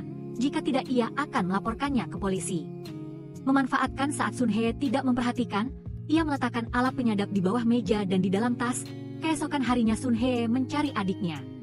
Mempertanyakan mengapa ia akan menikah dengan Uchin tetapi masih melakukan hal seperti itu. Tidak disangka adiknya mengatakan pernikahan bukanlah asuransi seumur hidup. Kedudukan dan uang Uchin, ia menginginkan semuanya agar tidak mendorong adiknya ke dalam bahaya. Sun He dengan paksa merebut telepon adiknya.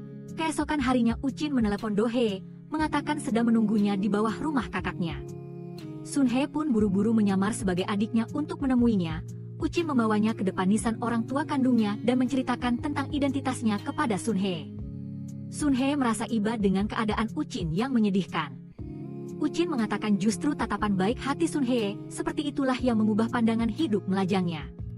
Keesokan harinya, Che Kangmin menelepon Sun He, meminta uang yang telah diterima sebelumnya dan menentukan tempat pertemuan. Sun He datang ke rumah sakit mencari kotak uang yang disembunyikan adiknya. Do He yang bersiap keluar dari rumah sakit mengetahui uangnya telah diambil kakaknya, segera meminta untuk memblokir nomor teleponnya. Menjelang malam, putrinya melihat ibunya belum pulang langsung menelepon Uchin untuk meminta bantuan, sementara Sun He setelah bertemu kepala departemen Che Kangmin telah mengembalikan uang kepadanya. Kepala departemen kemudian memintanya menyerahkan USB. Sun He benar-benar tidak tahu apa-apa, mengatakan tidak tahu apa-apa lalu berniat pergi. Hasilnya, begitu keluar dari pintu ia langsung diculik oleh orang berbaju hitam yang sudah menunggu. Uchin tepat waktu mengemudi untuk menghentikan mereka, tanpa banyak bicara langsung bertarung 1 lawan 10. Setelah beberapa perkelahian ia berhasil menyelamatkan Sun He dan membawanya pulang, menemukan Sun He shock berat, seluruh tubuhnya demam tinggi. Uchin menelepon Do He tetapi teleponnya sudah tidak aktif, tanpa memedulikan lukanya. Ia dengan sabar merawat Sun He. Mendengar Sun He dalam keadaan mengigau menyuruhnya untuk tidak pergi, mulutnya terus memanggil nama Uchin. Seketika Uchin mengira itu Do He. Keesokan paginya Sun He sudah pulih, melihat Uchin datang menyelamatkannya tanpa memedulikan apapun. Hatinya tiba-tiba merasa bingung. Uchin menjemput ayahnya dari luar negeri untuk menghadiri acara pertunangannya. Ia khawatir dengan luka Sun He sehingga menelepon untuk bertanya. Di sisi lain Do He yang baru saja keluar dari rumah sakit segera pergi bekerja. Sesampainya di sana ia langsung memanggil pramugari ke kantor untuk menegur. Uchin yang berdiri di luar pintu melihatnya juga merasa terkejut. Sesampainya di rumah ia juga linglung, dalam benaknya selalu terlintas bayangan kakak perempuannya. Keesokan harinya Uchin membawa Do He pulang untuk bertemu orang tuanya. Semua orang sudah berbaris, menyambut dengan hormat. Hal ini membuat Uchin merasa bingung, tatapan seorang penyihir membuat semua orang buru-buru melarikan diri. Saat mencoba gaun pengantin, Ibu Uchin juga mengundang Sun He untuk ikut, ketika semua orang kagum dengan kecantikannya dalam gaun pengantin. Sang penyihir menyadari tatapan Uchin tertuju pada kakak perempuannya, lalu mencari alasan untuk memanggil Uchin ke dalam untuk mencoba pakaian. Sun He memegang jaket Uchin, mengingat kenangan di antara keduanya berniat membantu menggantung jaketnya. Uchin berlari dan tanpa sengaja menggenggam tangan Sun He. Perasaan seperti tersengat listrik muncul di hati keduanya. Sun He panik melarikan diri dari tempat kejadian. Sesampainya di rumah Uchin juga benar-benar bingung, mengapa ia tidak merasakan apa-apa pada adik perempuannya tetapi sangat merindukan kakak perempuannya. Do He akan mengadakan pesta pertunangan tetapi tidak mengizinkan saudara kembarnya masuk. Ketika ia melihat Sun He menunggu di pintu, ia menunjukkan ekspresi jijik. Ia mencoba menarik Uchin pergi tetapi tangannya ditepis. Uchin menatap Sun He, hatinya mulai goyah pada pesta pertunangan. Saat akan mencium Do He, Uchin ragu-ragu tidak bisa menciumnya.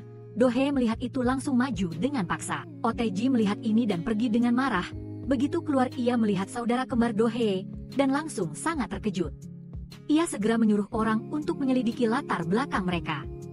Keesokan harinya, Uchin mengajak Do He makan untuk meminta maaf tentang pertunangan. Do He takut akan ada masalah jika ditunda, jadi ia mengajak Uchin menikmati dunia mereka sendiri di akhir pekan. Sesampainya di rumah, Uchin kembali merasa sedih karena hal ini.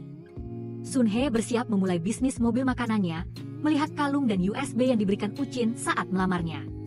Ia teringat video lamaran Uchin yang juga sangat menyentuh, tetapi ia tidak tega memisahkan adiknya. Teza mendengar bahwa food truck Sun He akan dibuka, jadi ia menelepon dan mengatakan akan datang membantu pada hari pembukaan. Melihat Uchin masuk, ia sengaja berkata Uchin malam ini akan bersetubuh dengan penyihir Do He. Uchin buru-buru merebut telepon dan mematikan panggilan, dengan marah memarahinya mengapa ia mengatakan hal-hal itu kepada Sun He. Tezang malah mengatakan ia menyukai adik perempuannya bukan kakak perempuannya. Meskipun Sun He tahu apa masalahnya, kata-kata ini membuat Uchin terdiam. Malam itu, keduanya minum anggur di hotel. Penyihir Do He mengambil kesempatan untuk duduk di atas Uchin, berniat menciumnya tetapi Uchin menghindar. Ia sangat ingin mengatakan kepadanya bahwa ia menyukai kakak perempuannya, tetapi tidak tahu bagaimana menjelaskannya, hanya bisa mengatakan ia belum siap. Begitu saja, keduanya tidur di ranjang terpisah semalaman, OTG menyuruh orang menyelidiki informasi kedua saudara kembar itu. Ia menyerahkan kepada Uchin dan mengatakan Sun He yang berprestasi cemerlang telah melepaskan kuliah demi adiknya, lalu berhasil lulus wawancara pramugari tetapi dihalangi oleh adiknya. Ia mengatakan Do He adalah orang yang licik dan jahat, menyarankan ia harus mempertimbangkan dengan matang calon pasangannya. Sesampainya di perusahaan, ia mendengar rekan kerjanya berkata, mitra kerja menolak menyediakan layanan catering pesawat untuk mereka. Penyebabnya adalah karena penyihir Do He telah bertindak sombong di depan mereka, memperlakukan mereka seperti pelayan dan memarahi serta memerintah. Semua orang mengatakan pramugari malaikat di masa lalu telah menghilang. Uchin mendengar dan merasa sulit percaya saat mencari Do He untuk berbicara. Ia masih mempertahankan sikap angkuhnya, mengatakan kepadanya bahwa pedagang kecil bekerja sama karena tersentuh oleh ketulusannya. Ia menyuruhnya untuk membuat catering pesawat untuk pameran besok malam itu juga. Sekarang hanya ia yang bisa melakukannya. Jika tidak berhubungan dengan hal-hal tersebut, bagaimana bisa tahu semua ini? Dengan marah ia berlari mencari Sun He untuk melampiaskan amarahnya. Mengapa semua orang mencari kebaikan dirinya? Menyuruh Sun He kembali ke perusahaan diam-diam menyelesaikan catering pesawat lalu menghilang. Uchin tidak bisa tidur memikirkan Do He yang sibuk sendirian. Ingin memahami lebih dalam tentang dirinya sehingga memutuskan untuk datang ke perusahaan membantu. Ternyata ia melihat Sun He dan putrinya sedang bekerja. Sun He buru-buru menjelaskan adiknya sudah selesai. Ada pekerjaan mendesak yang harus dilakukan sehingga ia memanggilnya untuk membantu menyelesaikannya. Begitu saja keduanya dengan pikiran masing-masing sibuk hingga pagi. Sun He ingin membangunkan putrinya tetapi tangannya dipegang Uchin tidak dilepaskan. Setelah semalam bersama, Uchin telah memastikan pikirannya. Wanita egois ini telah mengambil semua pujian kakak perempuannya untuk dirinya sendiri. Itulah mengapa ia menerima pujian dari semua orang. Uchin di sampingnya penuh dengan keraguan. Ternyata tadi malam ia dan Sun He telah sibuk semalaman karena hidangan. Tepat ketika ia bersiap untuk mengungkapkan isi hatinya kepada Sun He, ia terganggu oleh suara rekan kerja di luar. Sun He dengan cepat membawa putrinya pergi dari pintu belakang. Tetapi ketika penyihir itu melihat topi berukuran besar yang tertinggal di tempat kejadian, ia mengerti Uchin telah bersama kakak perempuannya semalaman. Do He dengan marah menelepon dan menyuruh kakaknya datang ke perusahaan. Di tangga ia bertanya apakah kakaknya menyukai Uchin. Setelah kakaknya bercerai, apakah ia ingin bersaing memperebutkan pria dengannya? Ia menamparnya tanpa menunggu penjelasan kakaknya. Saat hendak menampar lagi, Uchin muncul tepat waktu dan menghentikannya. Melihat Uchin tidak memedulikan perasaannya tetapi mengkhawatirkan kakak perempuannya, penyihir itu dengan marah bertanya apakah Uchin menyukai Sun He. Tidak disangka kali ini Uchin tanpa ragu mengakuinya, penyihir itu pingsan karena marah. Ternyata ia sengaja berpura-pura pingsan untuk menyembunyikan rasa malunya. Sesampainya di rumah ia menangis dan mengadu kepada ibu Uchin, mengajukan permintaan untuk mempercepat pernikahan.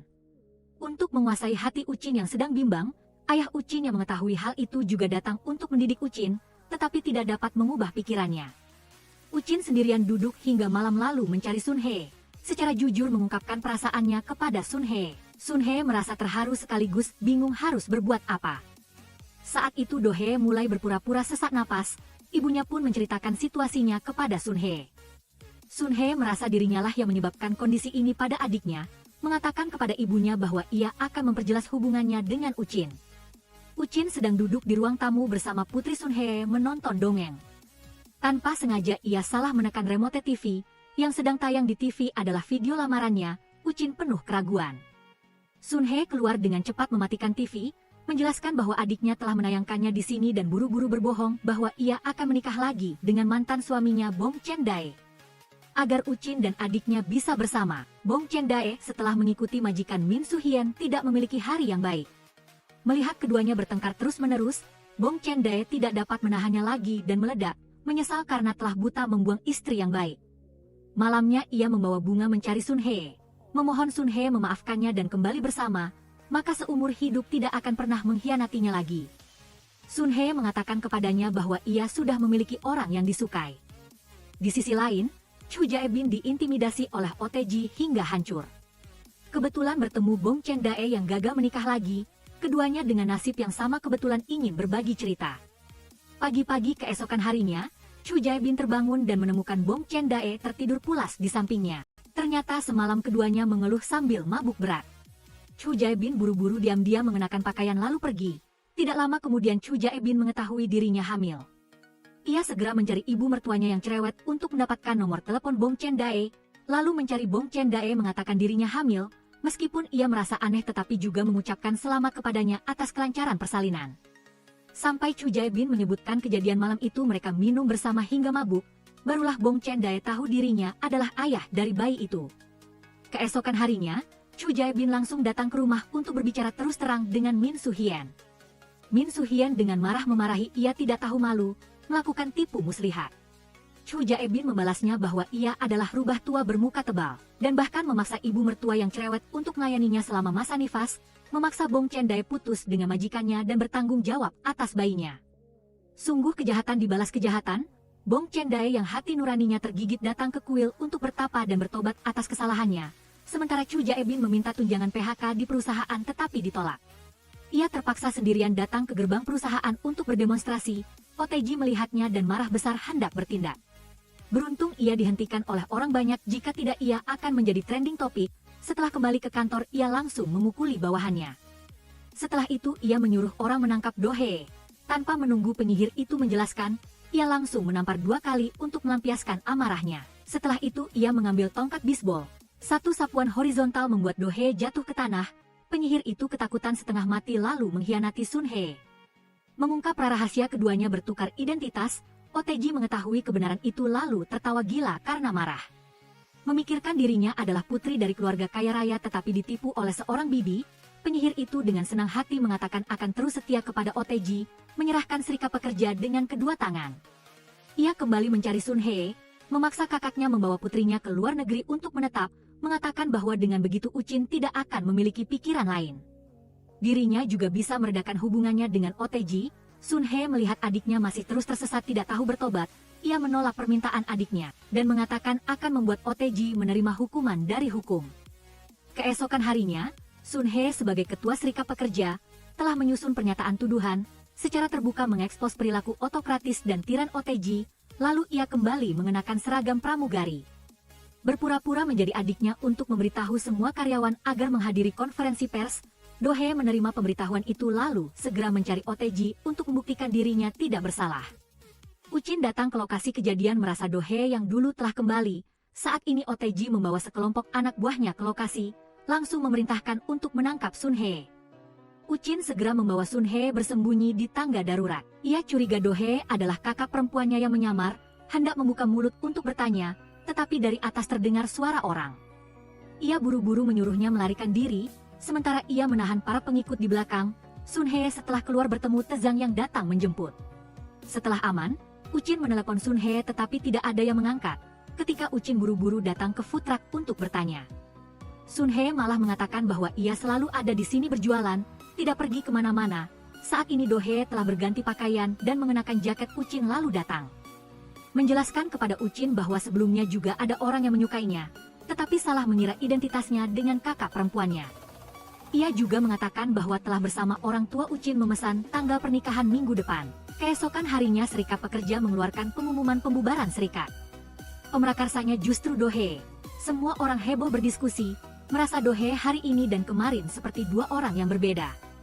Uchin juga selalu curiga orang yang kemarin adalah kakak perempuannya Sun Hye. Tepat pada saat ini sekelompok orang dari OTG masuk ke lobi perusahaan, yang tidak dapat dipercaya adalah Do Hye juga ada di dalamnya. Uchin dalam hatinya hanyalah batu loncatan untuk maju ke kapitalisme. Tezang dengan marah mencari Do Hye, memarahi ia telah menghancurkan semua usaha yang telah dilakukan Sun Hye. Tetapi Do Hye melihat Tezang hanyalah seorang karyawan baru, sama sekali tidak menganggapnya serius. Lembutnya berkata untuk menunggu sampai ia lebih kuat sebelum mencampuri urusan orang lain. Tezang yang putus asa mencari ayahnya di penjara, memohon ayahnya untuk mengizinkannya mengungkapkan identitas aslinya dan menghadapi OTG. Tetapi sang ketua mengatakan masih perlu menunggu lebih lama, perlu mendapatkan dukungan dari pemegang saham besar kedua yang telah anonim selama bertahun-tahun, barulah ia cukup percaya diri untuk membalikkan keadaan. Sun Hye setelah melihat berita segera mencari adiknya untuk mempertanyakan. Do Hye malah berkata apakah orang baik bisa mengubah dunia, dulu ayah adalah seorang polisi yang berkorban untuk menyelamatkan orang. Tapi orang yang diselamatkan tidak bersaksi, ayah malah difitnah dan akhirnya diberhentikan dari jabatannya. Keluarga juga ikut terlibat. Tepat pada saat itu Tezang menemukan mobil makanan Sun Hye dirusak. Ketika berbicara dengan Sun Hye, adiknya hanya tertawa dingin, mengatakan bahwa untuk menyenangkan OTG ia hanya bisa mengorbankan kakaknya.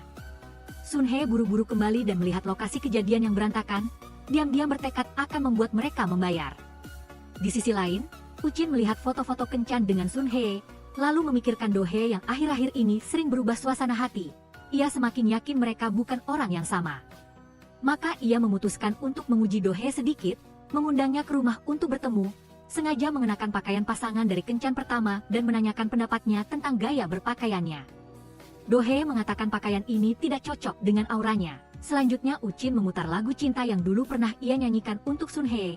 Do Hye malah berkata lebih suka musik klasik. Mendengar sampai di sini Uchin semakin yakin dengan keraguan di hatinya, mengatakan kepada Do Hye bahwa ia akan mencari Sun Hye. Saat ini Do Hye tiba-tiba menyanyikan lagu cinta itu. Ternyata Do Hye sebelumnya diam-diam datang ke rumah kakaknya, melihat buku harian Sun Hye yang ditulis pada foto kencan mereka berdua. Ia juga menemukan video lamaran Uchin, seperti itu ia sekali lagi berhasil menipu Uchin, Sun Hye setelah membersihkan tumpukan puing. Memutuskan harus membuktikan bahwa perjuangan ayahnya untuk keadilan adalah benar, hanya terlihat Sun Hye menyamar menjadi adiknya pergi ke bank untuk mengambil barang yang disimpan di brankas. Setelah staf memeriksa informasi dan tidak ada kesalahan, Sun Hye berhasil mendapatkan USB di dalamnya, pulang dan membuka USB itu menemukan di dalamnya semua adalah tagihan.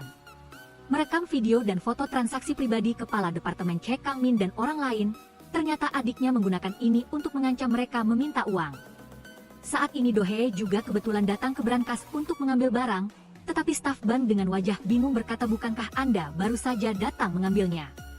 Do Hye bereaksi, segera menelepon kakaknya. Tapi sudah terlambat, Sun Hye sudah menyerahkan USB itu kepada polisi. Penyihir itu dengan marah mencari Sun Hye. Membawa kakak yang sudah membuang ratusan miliar, Sun Hye malah berkata apakah hanya dengan uang baru bisa bahagia, tanpa uang, apakah pasti akan sengsara? Kalimat ini membuat penyihir itu sangat marah sampai meledak di tempat, dengan gila-gilaan menghancurkan barang-barang untuk melampiaskan kemarahannya. OTG tahu polisi telah menerima dokumen korupsi suaminya, dan segera memilih untuk bercerai dari suaminya. Ia juga mengatakan jika ia ditarik ke bawah air, tidak ada yang bisa menyelamatkannya untuk memaksanya menandatangani. Kepala Departemen Che Kang Min juga sudah lama menyimpan kartu as. Memberikan rekaman video pengawasan OTG yang mengatakan ingin membunuh Do Hye kepada Sun Hye dan mengatakan jika ingin melindungi adiknya, harus tahu siapa musuhnya. Melihat percakapan di dalamnya dan pemandangan OTG memukuli adiknya membuat Sun Hye sangat marah, mengingat perkataan ayahnya untuk tidak membuat keputusan apapun saat marah. Mencari orang yang objektif dan rasional untuk membantu menganalisis adalah pilihan terbaik. Oleh karena itu Sun Hye mencari Uchin dan menceritakan kejadian itu kepadanya. Uchin mengatakan bahwa ia akan menanganinya dengan baik. Keesokan harinya ia bersama ayah angkatnya pergi ke penjara mengunjungi ketua, menceritakan apa yang ia ketahui tentang adopsinya. Sudah saatnya untuk bertindak demi perusahaan. Selanjutnya perusahaan menerima pemberitahuan untuk mengadakan rapat dewan direksi mendadak. OTG juga sangat penasaran siapa pemegang saham terbesar kedua yang legendaris itu. Saat ini Uchin memasuki perusahaan dengan langkah penuh semangat. Semua orang terkejut saat mengetahuinya. Uchin adalah pemegang saham terbesar kedua perusahaan. OTG dan Do Hye yang tergesa-gesa datang juga sangat terkejut, karena ketua adalah pemegang saham terbesar perusahaan yang sedang diselidiki. Uchin sebagai pewaris pemegang saham terbesar ketiga memiliki hak untuk menunjuk Tezang sebagai ketua dewan direksi yang baru. Selanjutnya ia mengumumkan video OTG menyiksa Do Hye dan mengusulkan untuk mencabut semua jabatan OTG. Permohonan OTG kepada Uchin juga ditolak dengan kejam. Do Hye melihat Uchin yang penuh semangat, sudut bibirnya tidak bisa menahan diri untuk tidak tersenyum, segera berlari untuk memberi selamat kepada Uchin. Ia juga bertanya mengapa ia tidak mengatakan identitas aslinya lebih awal kepadanya. Uchin menunjukkan wajah bingung setelah melamar. Ia telah membawa Sun Hye ke makam orang tua kandungnya dan mengatakan identitasnya. Ini semakin membuat Uchin curiga bahwa Do Hye sebelumnya adalah kakaknya yang menyamar. Sang penyihir tahu ia telah terbongkar.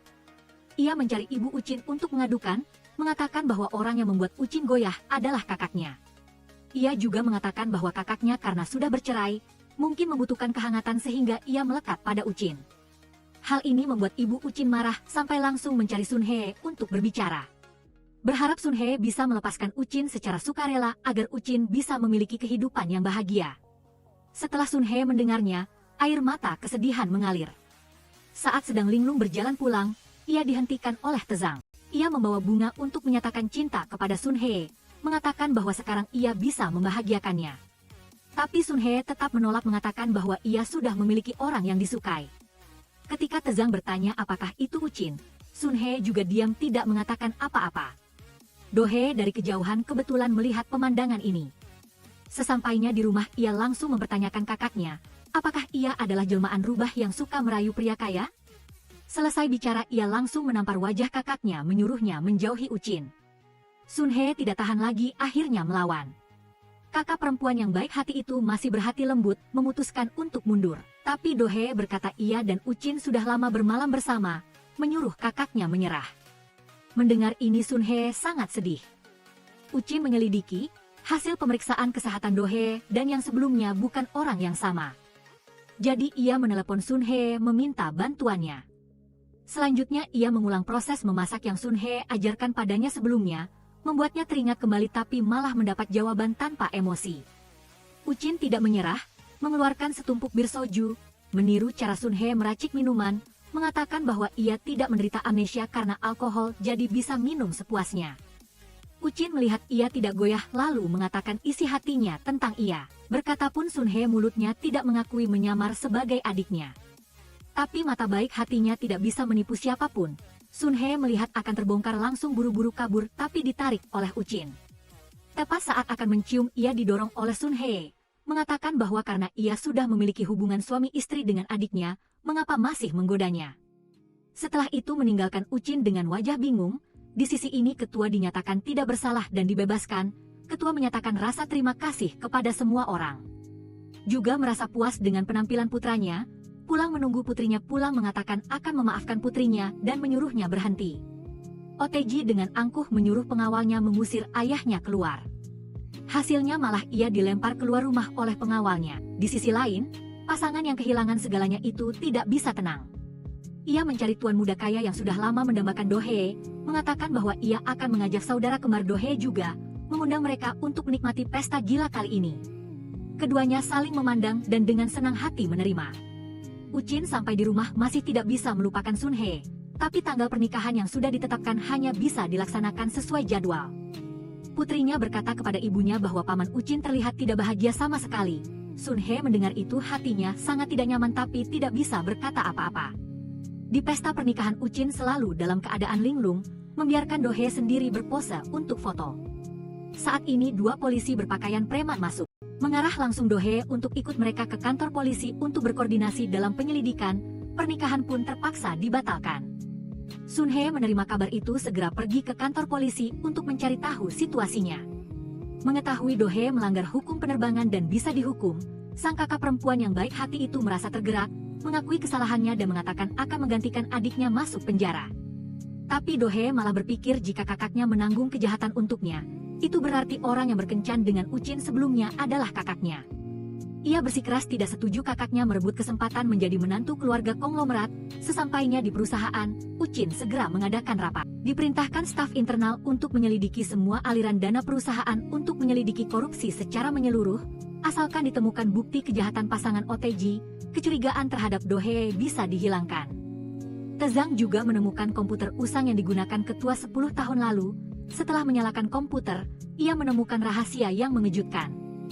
Di sisi lain, Ucin tahu Tezang menemukan komputer lama ketua, langsung berlari dan melihat Tezang sedang depresi. Ternyata ia telah menemukan foto-foto tempat kejadian tabrakan mobil ibunya tahun itu di komputer. Pemandangan kematian yang tragis membuat Tezang ingin muntah. Saat ini ia baru tahu bahwa Ucin menyembunyikan kabar kematian ibunya tahun itu, membuatnya melewatkan kesempatan terakhir bertemu ibunya, semua itu untuk melindunginya saat ia masih kecil. Karena itulah ia selalu membenci Ucin. Di sisi perusahaan juga menyelidiki bahwa dalang dibalik kasus korupsi itu adalah OTG. Ketua tidak menyembunyikan melainkan langsung menyerahkan dokumen kepada polisi untuk ditindaklanjuti. Tezang juga mencari Ucin dan memberitahunya sebuah kebenaran. Ia datang ke ruang keamanan perusahaan. Ia membuka video pengawasan rapat tuduhan yang diselenggarakan Sun He hari itu, dan menemukan bahwa pada saat yang sama ada dua Do He yang muncul di perusahaan. Tezang mengatakan bahwa Sun He telah menggantikan adiknya yang pingsan karena pendarahan otak. Orang yang berkencan dengan Ucin selama ini adalah Sun He, kakaknya. Ucin tahu kebenaran itu dan menghela napas lega. ini juga membuktikan bahwa perasaannya terhadap Sun Hye tidak pernah salah. Penghinaan yang harus ditanggung oleh menantu laki-laki itu akan meledak, tetapi ia tahu ini belum waktunya, ia membutuhkan kambing hitam yang sempurna. Saat ini Do Hye mengikuti arah angin. Ia masih menelepon untuk mendekati OTG tanpa mengetahui OTG telah mengkhianatinya. Ia mengundangnya ke villa di tempat berburu yang terpencil. Ketika Do Hye tiba, yang menunggunya adalah tatapan nafsu dari dua putra konglomerat kaya. Ia menunjukkan ekspresi jijik. Do Hye berharap OTG membantunya menutupi kecurigaan pelanggaran undang-undang penerbangan. OTG mengambil kesempatan itu untuk menyuruhnya memanggil Sun Hye untuk menemaninya minum, adik perempuan yang egois demi kepentingannya sendiri. Mengetahui itu lubang api, ia tetap menelepon untuk menipu kakaknya datang. Do Hye di villa minum bersama dua orang itu, tapi setelah minum setengah jalan ia merasa seluruh tubuhnya lelah. Dengan toleransi minumnya, ia tidak mungkin mabuk secepat itu. Salah satu dari kedua tuan muda itu berdiri lalu jatuh.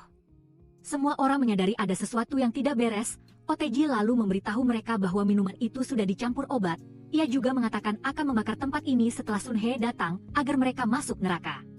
Berita akan mengatakan bahwa dua tuan muda kaya dan pramugari itu mengadakan pesta dan sayangnya mengalami kebakaran dan meninggal. Hanya menyalahkan kedua tuan muda kaya itu karena kasus penangkapan polisi 14 tahun lalu, terus-menerus memeras OTG sehingga mereka dibalas dendam. Do Hye pun langsung mengerti bahwa polisi yang dimaksud OTG adalah ayahnya. Do Hye menggunakan sedikit sisa tenaganya untuk menelepon Sun Hye menyuruhnya untuk tidak datang ke sini. Belum selesai berbicara telepon sudah direbut OTG. Dan Sun Hye juga tidak mendengar dengan jelas apa yang dikatakan adiknya. Setelah Uchin mengetahui rahasia pertukaran identitas kedua saudara kembar itu, ia baru ingat Sun Hye telah mengakui identitasnya saat mereka berkencan, hanya saja ia selalu salah paham. Ia berlari ke rumah ibu Sun Hye dan mengetahui kedua saudara perempuan itu pergi menemui OTG. Ibunya juga mengatakan ia memiliki firasat buruk. Uchin memberitahu Tezang untuk menahan Direktur Hwang yang sedang bersiap melarikan diri, menggunakan ancaman dan bujukan agar ia mengungkapkan bahwa semua itu adalah konspirasi kepala Departemen Che Kangmin. Dengan statusnya yang rendah, ia tinggal di rumah OTG tanpa martabat dan status. Ia berniat membunuh OTG hari ini, lalu menyalahkan kedua saudari yang sudah tewas dalam kobaran api. Mendengar kebenaran itu, Uchin segera berlari ke villa. Di sisi lain Sun Hye juga naik taksi sampai di tempat. Sun Hye baru saja masuk pintu sudah melihat semua orang pingsan. Tiba-tiba OTG dari belakang mencekiknya. Sun Hye sama sekali bukan lawan OTG yang sedang gila. Ia dengan cepat dicekik sampai pingsan. Selanjutnya OTG menyalakan api membakar villa lalu puas melangkah keluar. Suasana hatinya merasa sangat segar. Saat hendak pergi bersama Che Kangmin ia ditodong senjata di kepalanya. OTG marah memaki keras. Apakah kau ingin hidup lagi? Che Kangmin membalasnya satu kali untuk meluapkan semua penghinaan selama bertahun-tahun. Saat ini Sun Hye sadar dan mendapati dirinya berada di tengah kobaran api. Ia pun bangkit dan menggendong adiknya berlari keluar. Setelah keduanya berhasil melarikan diri, mereka melihat OTG tanpa henti memohon. Pada saat Che Kangmin melepaskan tembakan, Sun Hye tanpa peduli bahaya melompat keluar mendorong OTG. Sedangkan ia sendiri sayangnya tertembak dan jatuh ke tanah. Saat ini Uchin berlari dan menjatuhkan Che Kangmin ke tanah. Melihat Sun Hye tertembak jatuh, tidak jelas hidup atau mati, Uchin memeluknya dan menangis terseduh-seduh. Che Kangmin melihat polisi datang. Ia panik melarikan diri ke tanah kosong, mengingat kembali kehidupannya yang penuh penghinaan. Ia menghela napas bahwa jika ia bertemu wanita seperti Sun Hye mungkin hasilnya akan berbeda. Ia mengeluarkan surat bunuh diri yang sudah ia tulis sebelumnya dan meletakkannya di tanah. Uchin sangat khawatir dengan Sun Hye yang sedang dioperasi. Setelah pertolongan pertama, Sun Hye akhirnya didorong keluar dari ruang operasi. Do Hye juga mengaku padanya bahwa ia dan Uchin tidak pernah berkencan. Karena dari awal sampai akhir ia hanya menyukai Sun Hye. Setelah itu Do Hye mengembalikan cincin pernikahan kepada Uchin, menyuruhnya cepat pergi melihat kakaknya sudah sadar. Melihat orang yang dicintainya begitu lemah, Uchin menangis berkata takut ia akan pergi begitu saja. Keduanya pun mengungkapkan isi hati mereka satu sama lain menyatakan cinta. Di sisi lain OTG juga bersaksi untuk kasus tahun itu. Ayah Sun Hye telah dibunuh oleh para preman saat menyelamatkannya. Ayah yang difitnah juga sudah dipulihkan kehormatannya. Bong Chen-e yang sudah bertaubat juga mencari Chu Jae-bin yang sedang memeriksa kehamilan untuk mengemban tanggung jawab sebagai ayah dan suami. Sun Hye dan Uchin juga telah mengadakan pernikahan sederhana. Keluarga kecil mereka hidup bahagia bersama. Akhirnya Sun Hye pun mewujudkan impiannya. Seperti adiknya, Menjadi seorang pramugari, pasangan bahagia ini akan terbang bersama hingga pensiun.